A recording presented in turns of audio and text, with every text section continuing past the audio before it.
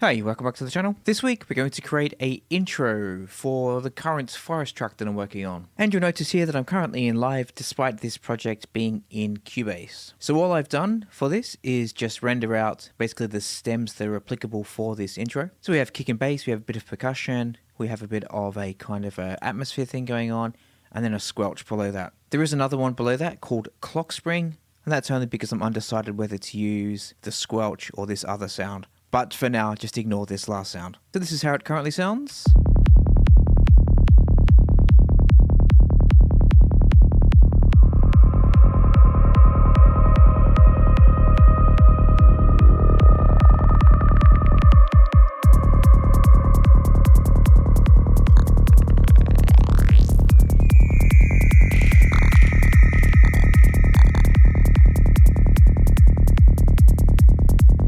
So basically everything up to the squelch is going to be kind of like an effect, kind of glitchy intro thing. And then after that, we're going to drop into the kick and bass. So this bit, we're going to put an effect on.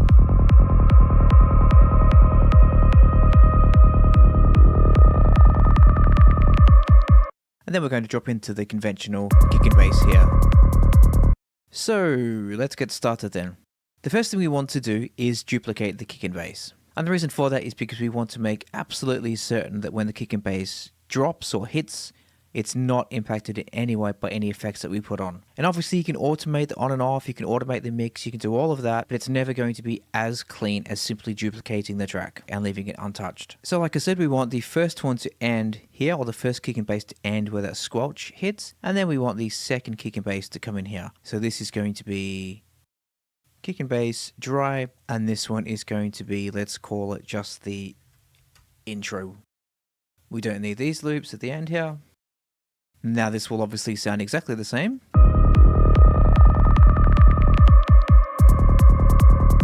Perfect. Now the trick is on the kick and bass stem, we're going to delay and loop, and we'll choose grain delay, and then we're going to use this quarter tones preset. So drop that on.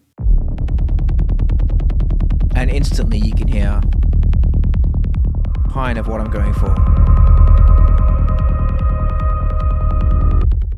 And just to illustrate before what I was saying about duplicating the track, now we'll have something like this. Perfect. And now it's really just a case of experimentation and finding one that works for your track. But before we do anything, let's turn the dry wet up to 100, and then we'll start on pitch.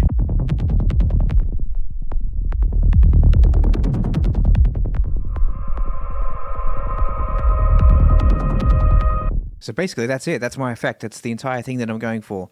So let's move this across a bit, the loop window, and then we're going to draw in some automation. I think we're going to start low down here.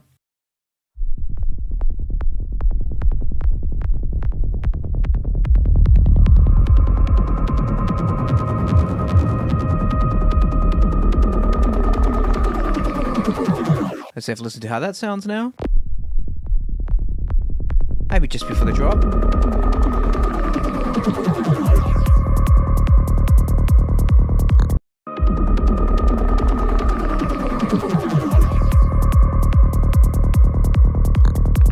I'm not quite sure I like the end bit, so let's do that again.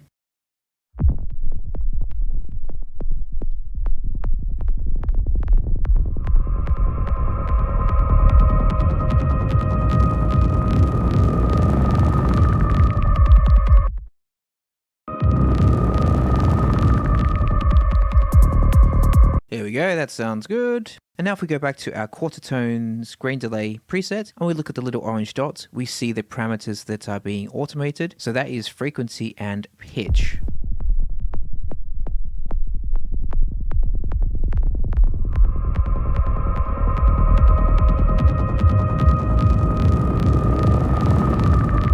So obviously that means I can't touch them any further with regards to automation, but I can look at spray, for example.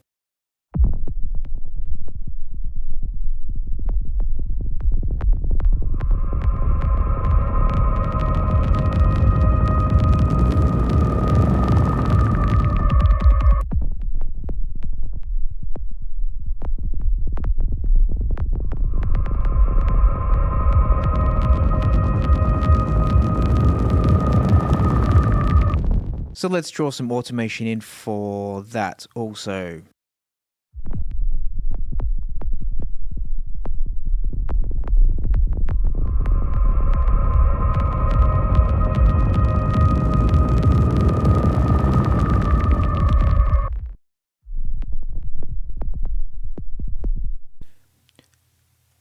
Let's just delete these just to keep it neat and tidy.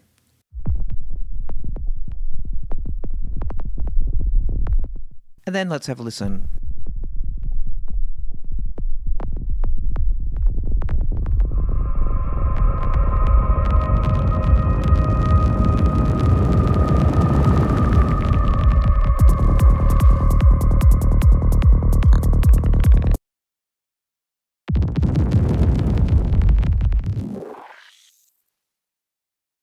So we've got this tail here, which I don't like. So there are two ways to do this, and that will depend on what your next plans are for this loop. And by that, I mean, in my case, it doesn't really matter that we have this tail here. So all of this section here, it doesn't matter at all for me, because when I render this out, I'm literally just going to chop this here, a hard audio chop. So that will be a clean drop back into the normal kick and bass. But if you're working directly within Ableton, then obviously you want to cut that out. So there are multiple ways to do it, but I'm going to use just utility here. You can use the mixer obviously, but I like to keep the mixer clean. And then gain.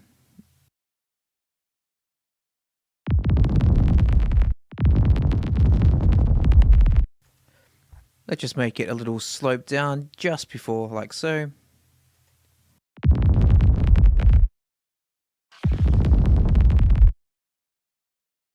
And now we can unsolo. I did say just now that I like to keep the mixer clean, and the reason for that is because now I can then change the gain. I can just drop this down a little bit, and that won't have any impact on the modulation or the automation that I had earlier.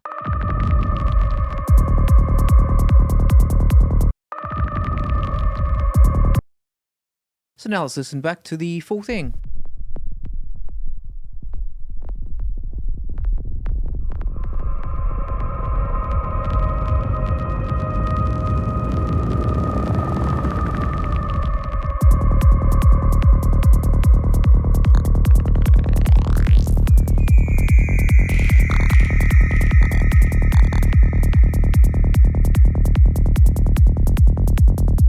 Yeah, I think that's working quite well. I'm just going to try it with that other sound that I mentioned earlier, just because I can't, as I said, I can't decide.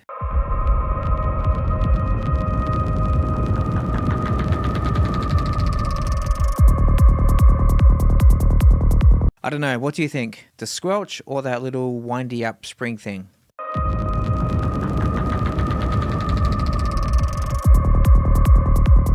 Or with the squelch?